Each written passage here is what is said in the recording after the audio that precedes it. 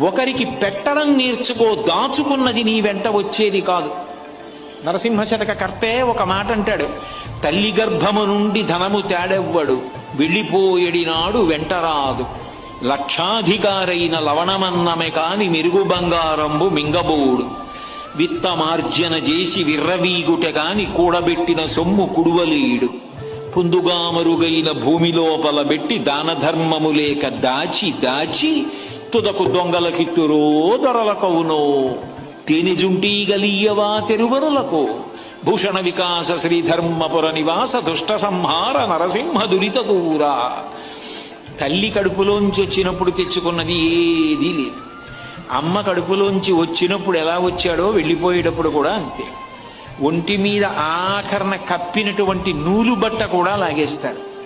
లాగేసి తీసుకెళ్లి కట్టెల మీద పడుకోబెట్టి వెలిగించేస్తాడు. ఒంట్లో ఉన్న నెత్తురంతా ముద్దలు ముద్దలుగా కట్టెల మధ్యలోంచి పడిపోతుంది. ఒంట్లో ఉన్నటువంటి మాంసం అంతా కాలిపోతుంది.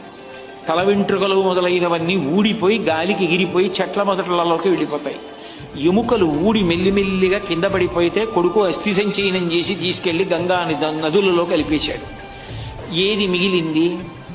ఇలా ఇలా ఉన్నన్నాళ్ళు చూపించి బోరలు విరిచినటువంటి వాడు తుట్టతొతకు ఏమయ్యాడు, పిడికెడు బూడిదయ్యాడు.